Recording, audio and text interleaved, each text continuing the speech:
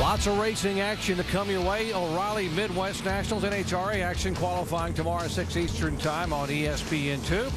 NHRA Race Day Sunday at 11 a.m. Final Sunday evening at 7 Eastern, also on ESPN2. NASCAR now presented by 5 Hour Energy tomorrow at 10 a.m. Eastern time, sort of setting the stage for what's going to happen here in the NASCAR Sprint Cup Series. And the round table Monday at 5 o'clock Eastern time. Why do they call it a round table? There's no round table there. I've been there. It's not round. It's like square or rectangle kind of thing. Yeah, we'll ask Alan a little bit to explain why they do that. Why it's sort of a misleading. I think it's because we batted around. I got you. We've talked about wanting to put a round table in there. Pretty costly, though. You know, so they built us a square one. They already had one there. Well, Kyle Busch stayed on the racetrack. In fact, the top 11 cars, 13 cars that are on the lead lap actually came on the pit road, led by Mike Bliss, who's now back in 13th position. He, Kenny Wallace, Brian Scott McDowell, Lamar Howard, Darnell Wimmer, all these guys came in and got fresh tires, and now can they run down these guys in the top 12? Yet to be seen, because track position is everything here, like I talked about earlier. It's hard to pass these cars.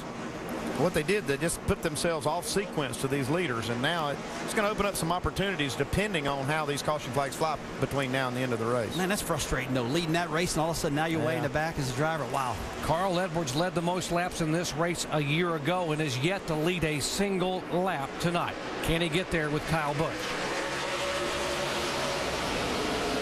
Kyle Busch is not the only one he has to worry about. This 88 car, Brad Keselowski, is strong. I'll tell you what, we have watched Keselowski really mature as a driver. I mean, I remember when the kid just started. Now he's won a cup race. He's won a nationwide race. He's charging for the top 5 every single week. Well, 3 wide there with Mark Martin on the outside. Had the lap car of DJ Kennington in the middle.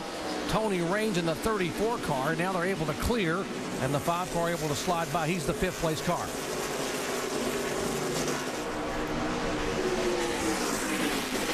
Guys, I tell you, there's a big race for people trying to get back in the lead lap right here.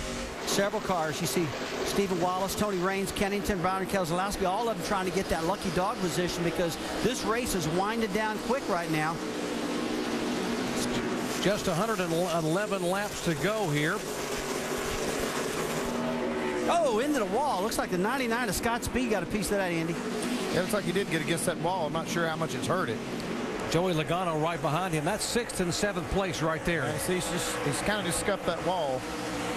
Seems like this car doesn't hold up quite as well to those hits as the Cup cars do, but looks like he'll be okay. I'll tell you what, that blue foam that's in the right-hand side of those car tomorrows, or the new car, whatever you want to call it, they can hit that wall and survive it. In fact, NASCAR lets you put that stuff in these current nationwide cars, and some teams are doing that. And I hear a lot of them are doing it for next week's race at Darlington, because a lot of them are going to hit the wall there. Yeah. Logano trying to take the 6th spot away, and I got to believe Jeff Burton will try to follow him through. But here comes Mr. Harvick on the inside in the 33 car. Yeah, he's strong, Harvick is. See, now he's looking to the inside of Scott Speed. Boy, Kevin knows this track, too. I mean, he is so good here. This is another track that people target. Talk to Kevin. Kevin says, man, I've been thinking about this one all year long, too, just like Mark Martin. More on Jeff Burton's move there and the fact that he's trying to hold position. Jamie. You see him on the outside of Jason Leffler there. Doc, we haven't talked a whole lot about Jeff Burton. He qualified 33rd only because they went out early this morning. It wasn't a big deal. He's working his way through the pack, but on that last pit stop, he said, guys, I need the car to turn better through the middle. So what did they do? Raise the track bar. Well, that's the opposite of what you do when your car's loose. So we got frustrated with the team. They're trying to get it back together and regroup as he continues to move forward. It can't be that bad. Jamie, right now he's going to be under attack. Remember, he did not come on pit road in the most recent stop, but the car behind him, the 1 of Mike Bliss, it restarted back in 13th, has now moved to 10th and is trying to move into the top 9 here, trying to make a move inside on Scott Speed. I'll tell you what, Scott Speed, I think he's got a little bit more damage than we thought, guys. I mean, maybe that rear axle housing is knocked to the inside, Andy. Maybe that track bar's bent. Yeah, he's hurt that car a little bit because he's definitely off the pace of what he was. Yeah, when you hit that wall, like you say, without having that foam or something to rub against, that tire takes the brunt of that, and there's a control rods, the track bar can get bent, the mounts can get bent, and you can bend the axle housing itself. And In spite of the damage, he's still trying to hang on in 10th position.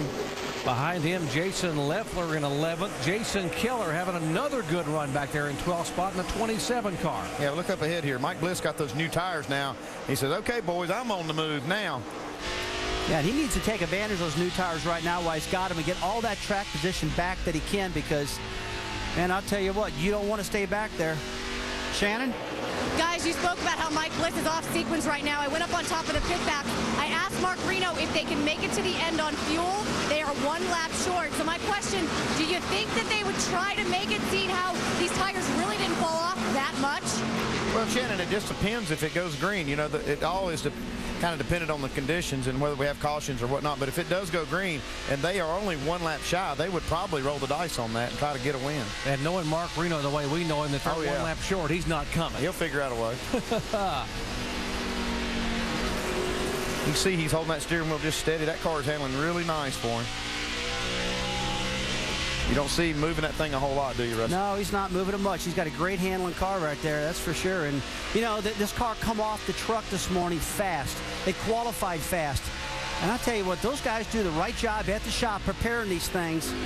It's amazing how good you run all week long. It seems like it always happens at the shop, how well you're prepared. Yeah, you're right. It's very seldom you'll bring a car to the track that's not good and get it good in a short amount of time in practice. You really need to unload fast.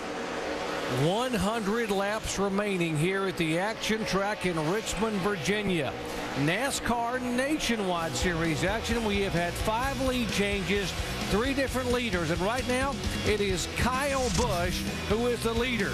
Kyle has won here twice. He came here as a rookie back in 2004 and led 236 laps. He also won it from the pole in 2007 in dominant fashion.